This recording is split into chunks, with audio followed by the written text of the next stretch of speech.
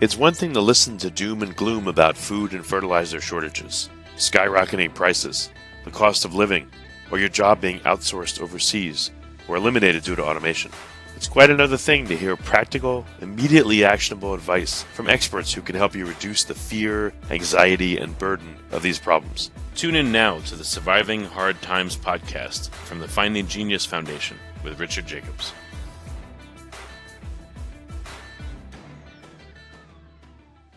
Before we begin, a note from our sponsor. I'm Richard Jacobs, Executive Director of the nonprofit Finding Genius Foundation and host of the Finding Genius podcast. In late 2016, I was rear-ended at 65 miles an hour by a truck on the highway, which sent me off-road into a ditch. The impact of the collision gave me a concussion and other injuries. At the hospital, a CT scan showed that I had thyroid nodules, which turned out to be cancer. It was then, when I had a biopsy of my neck, that I realized even if I was a millionaire, I wouldn't want a second or a third biopsy due to the pain and the invasiveness of it. And appointments at that time for thyroid experts were 3 to 6 months out, and I was worried about dying now, even if that was irrational. So because of this, I've decided to raise money to conduct a literature review on steroids, on the causes of anxiety and depression, a condition that affects well over 50 million people in the United States and hundreds of millions worldwide. Our goal is to create a codex, a guide that reveals all possible treatments for anxiety and depression for people that live with the condition, or for loved ones that have it, as my wife and my son do. To find out more about our fundraiser, visit findinggeniusfoundation.org and click on Current Initiatives. And now, to our guest. Hello, this is Richard Jacobs with the Surviving Hard Times podcast, sponsored by the Finding Genius Foundation. I have Elise Pickett. She runs the Urban Harvest LLC. She has a YouTube channel, The Urban Harvest. She has a website also called The Urban Harvest. So, Elise, thanks for coming. Absolutely. Happy to be here. Yeah, tell me a bit about your background. How did you get into growing your own food and composting and doing all these things? Homesteading, I guess. Yeah, it was an interesting journey, I suppose. I used to garden with my dad when I was a kid and that kind of thing, but it was never like a big part of what I did. As I grew older, I started learning a little bit about the modern food system and how toxic it is. And I started cleaning up my diet, and one thing led to another. And I decided to loop back around to what I used to do as a kid, garden, grow some of my own foods so that I knew exactly what was going in it. And, things just kind of grew from there. I started growing a lot of my own food, and friends and family were asking tips, and it just kind of evolved from there. So do you grow just for friends and family, or do you have like a CSA where you make food boxes for people, or what does it look like today? Yeah. So my main mission, my goal is always education. I don't sell anything commercially, although I did for a short while. I sold commercial microgreens and that kind of thing, but I've definitely stepped back from that. I have a laundry list of friends and family that are more than happy to take up excess produce. So I work on a super small lot. I work in 5,600 square foot urban lot in the middle of a city. So every inch counts, and we have a lot of bounty to harvest, but we're certainly not completely self-sufficient, unfortunately. Okay, well, what are you growing? What kinds of things are you growing and husbanding? Like, are you doing animal husbandry as well, or just vegetables? Yeah, we do vegetables. We do chickens. We're completely self-sufficient in leafy greens, black beans, bananas, herbs, ginger, turmeric, eggs, all that good stuff. So we meet certain things where we completely meet our needs within our small space. But a lot of it, we network and we work with local food systems and work that way. What are some of the difficult inputs that you just can't produce yourself? Is it seeds? Is it compost? Is it other things? I would say the limiting factor on such a small space would be seeds. I save a lot of my own seed for things that I can't find. So I grow my own black beans. I do Ethiopian kale. I do Egyptian spinach, and some of the things that aren't super common and that I know probably wouldn't be as easy to source. But I also carry a pretty extensive collection of seeds. I do a curated collection of seeds for people who follow me or are interested in learning what grows well in our area. So sourcing seeds takes a lot of space. How much time and effort and space does it take to produce seeds, or are there ones that you just can't get seeds from them?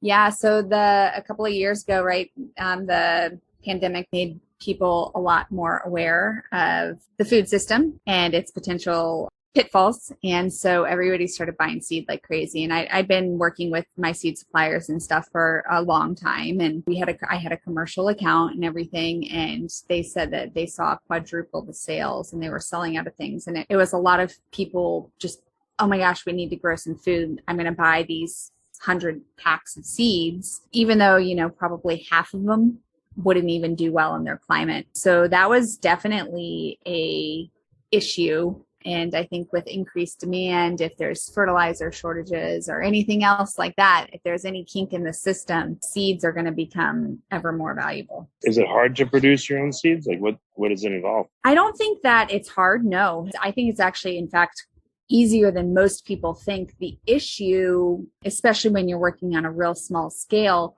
is keeping things far enough apart so that they're not cross-pollinating. And cross-pollinating is not necessarily the end of the world, but if you want to keep your two different squashes that you like to grow be their own squash, they have to be far enough from each other to produce seed that you save that's true to its parent. And so I do things like, I grow my sweet peppers in the front yard and I grow my hot peppers in the backyard. And that's enough. But for stuff that really needs a lot of space, it can definitely be limiting. Do you grow just outdoors, or have you tried growing in in a greenhouse or shipping container or inside the house? Yeah, I don't personally. I try as much as possible to do minimal inputs. And we're in a super small house as well as a small lot. So we don't have the room indoors. We're also in Florida. So greenhouses are the opposite of what we need. We need shade houses. Yeah. So I don't do any of that. I even start my own seeds outdoors. I have a video on that on my YouTube channel, but you can maximize space by, going indoors and stuff if you really needed to. But a lot of times you can grow outside just fine. And I worked with Will Allen of Growing Power up in Wisconsin. And I remember I was mentoring under him and we were up there in February, and I'm a total Florida girl, right? So I don't get that snow thing or the cold. It's just so foreign to me. But he was growing year round, and he did have plastic hoop houses, but he heated them completely passively using compost piles. So, having tech helps, but you can also grow food even in extreme conditions pretty easily or pretty low input. Oh, that's good to know. So you're in Florida, you don't really need to do that. You're able to grow pretty much year round. You have to change what you grow, or the same thing grow over and over? Yeah. Well, year after year, I tend to grow the same things, but seasons definitely change down here. I do grow year rounds. So like leafy greens, for example, everybody thinks of lettuce, salad greens, spinach, that kind of thing. Those all would absolutely kick the bucket for at least 6, if, not 8 months out of the year. They won't do well here, especially depending on where you are in Florida. South Florida, it's like a 4-month season for lettuce. But you can grow alternatives. You can grow Ethiopian kale. You can grow rocket arugula. You can grow Malabar spinach and Egyptian spinach and all of these other great leafy greens, amaranth and stuff that tastes just like salad. It just isn't lettuce. So I definitely switch and adjust according to the seasons. Okay. So for people that haven't grown anything and they're just starting out like you did once, how can they dip their toe in? If they're afraid of like the work, or they're afraid of the time, or they're afraid it won't work, or they're just like, help me, I'm just starting. What can they do? Well, I think that's honestly one of the really big misconceptions about growing food is that you need a lot of time or even a lot of space. You don't want, well, number one, it doesn't matter what you're doing if you're growing food. So even if you have a single pot growing on your windowsill of your apartment, you're still growing food. I think people discount it and they're like, oh, well, I don't have this giant raised bed garden or whatever. As long as you're growing something, doing good. But with that being said, yes, I've kind of learned some of I went through years, trial and error and figuring things out and stuff. And yes, I kind of have the hang of it now, but I only spend I feel lucky if I spend an hour or 2 a week in the garden. I'm feeling like I'm doing pretty darn good if I get that much time in the garden. And yes. Wow. Yeah. And I'm front to back. I literally, my entire landscape aside from, I do incorporate lots of native wildflowers and stuff. I grow completely organic, better than organic, so I definitely include a lot of plants for that. But everything's food. So we have a we have food growing, we have medicine growing, I'm looking at my tree. I've got peppercorn vine growing up it, we've got fruit trees, and I only spend a couple hours a week. Now, if you were brand new out of the box, you might be needing to spend some time Googling, a problem here or there, reaching out to somebody who knows what they're doing and, communicating about that. But even so, I think it takes a lot less time than people think. Now there is depending on how many seasons you have in your area where you are in the country, you'll have your seasonal setup. So you might spend, a day at the beginning of the season, getting your garden beds prepped or whatever. But for the most part, it could be 5 minutes walking through your garden with your cup of coffee before you head to work. And that's probably more than sufficient for most of the time. That's amazing. What about pests? Is that a problem? And what are some strategies to, help avoid pests that destroy all your stuff? Yeah. So pests, it's like you work so hard for it and then here they come. I'm in Florida, so we have incredibly high pest pressure. We don't have cold snaps to kill things back. We get nematodes and all sorts of stuff that the majority of the country doesn't have to deal with. And I don't treat. I don't spray pest sprays. It took a long time to get to that acceptance point, but I would read and I'd learn and I'd listen, and a lot of the people that I would find to have successful gardens and profitable businesses and everything, they would say, just step back, let nature do it for you. And at first I kind of did. I didn't really spray too much, but I'd go out there and I'd handpick all the caterpillars, or I'd, really monitor for one thing or another. And the more I stepped back, the more I would watch and observe nature doing it for me. I see parasitic wasps hovering around my squash plants looking for caterpillars to lay their eggs in. I'll watch the lizards and the blue jays, even the birds in our area will literally sit and flick through the leaf litter, picking out bugs for me. It's a whole ecosystem, and this has always been here. That those animals have always been feeding on the things that are bugging us. So when we go in there and we kill them all off, they go look for food elsewhere. But if they have a buffet and they know where to go, that's where they're going to start their morning. They know that they can check out the garden, they'll find something good to eat, and it's way less work, way less money. It's challenging at first. I'm not saying you're going to have every single plant make it, but I think it's well worth the occasional losses for what you gain. It's funny. I realize your last name is perfect for what you do. Pickett. I know. I even have a picket fence out front. Maybe you do a company called Grow It and Pickett, Grow It's not a real person. So what's now that you've learned all this, what's next for you? You're just happy to continue growing and educating, or are there certain big projects you want to work on? A little bit of both. Education, I don't see changing anytime. I'm really passionate about what I do. And I think that there's been several generations where we've just kind of lost touch with growing food. And before, even if you didn't actively grow, or even if you lived in a city, you had grandparents or parents or whatever that lived and had that knowledge in them. And we've kind of had a break in that passing down of information, or that exposure, even if it wasn't like direct, here, this is what you do. We always had just kind of like that general awareness of, this is when you plant your stuff, and this is when you harvest it. This is how you harvest it.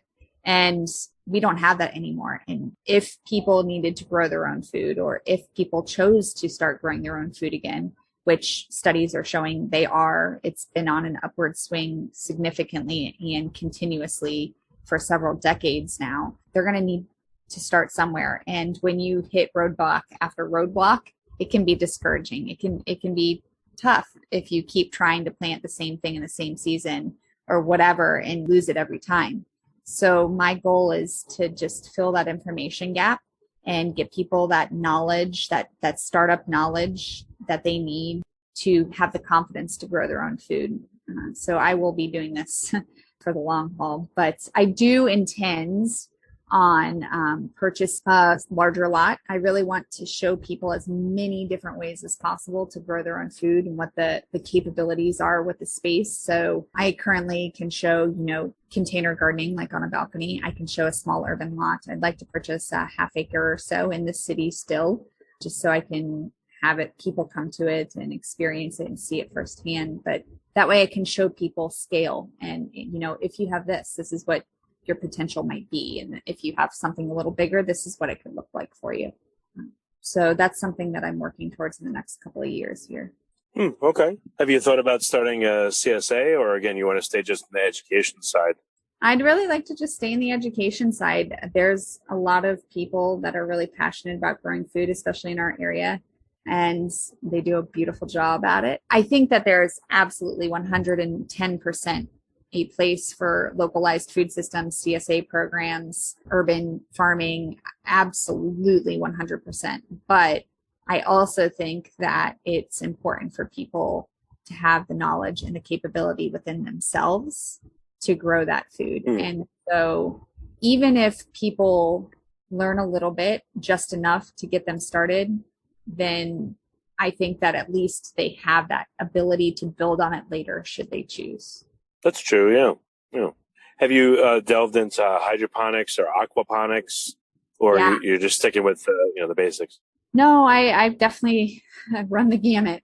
I'm not honestly, and some people go up in arms about this. I am not a huge fan of hydroponics, only because I really, really emphasize and try to focus a lot of my effort and my abilities on closing the loop as much as possible. And when you are doing hydroponics, you're constantly needing a nutrient input. So what happens if there's, trucking issues? What happens if there's a fertilizer shortage? You can't grow your food. So aquaponics, I think, is a step in the right direction. You're creating a system that potentially has the capability to self-sustain itself, which is definitely leagues better than the other. But I also think that it's, it has a place if you're actually looking at the fish as a food source, then sure, I like it. But it does have a lot of inputs and time. So it's higher tech, I suppose you could call it, than what growing food needs to be. So I guess if you were only using it to grow your food and you weren't really using or looking at the fish or shrimp or crayfish or whatever you're using in your system, if you're not looking at it for a food source, then I think it's overcomplicated, to be blunt. Oh yeah. So if you're not going to eat the fish or the shrimp or the crayfish, if you're not going to eat everything in the system eventually, then it may not be the smartest thing. Right. It's just extra input. Why put the energy forth if you're not going to use it as a resource? So I make all of our own soil fertility on site. I compost. I do massive composting. I collect scraps from local breweries and coffee shops and our own vegetable waste and that kind of thing. And I compost a lot, like yards and yards and yards, a couple 100 pounds a week. Oh, wow. I also have worm bins. I'm a huge fan of the worm castings. It is such a well-rounded fertilizer. You can start seeds in it. It's just a beautiful growing medium. And it's something that pretty much anyone can make for free. I mean, aside from the initial setup of, getting some worms, which really networking you could probably get for free too. And that's something that will take care of itself into the future. So we don't really bring anything on site fertility wise. The only thing I try as much as possible to lead and teach exactly what I would teach others. So if you don't have the space to compost, or if you choose to not do the worm bins, that's fine. I still want to see people growing food.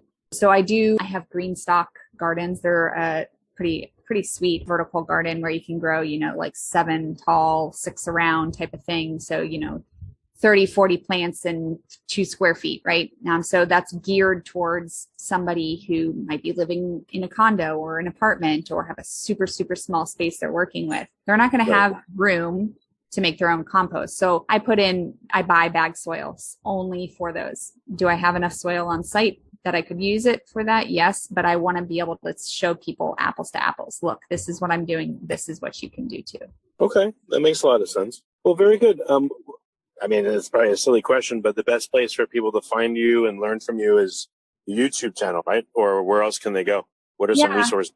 The YouTube channel is a great spot. I think somewhere around the neighborhood of 100 videos, all on how to basic vegetable gardening tips, tricks, that kind of thing. I also have my website. We do a seed club. We have curated collection of seeds. I have classes online, a lot of them. I also do in person as well. I do consultations. I'm also on social media. So, Instagram and Facebook and all that jazz. So I do, almost every day I'll throw out a tip or what's going on in the garden. So yeah, lots of different ways to connect. Excellent. Well, Elise, thanks so much for coming on the podcast and sharing your knowledge. I really appreciate it. Absolutely. It was great talking.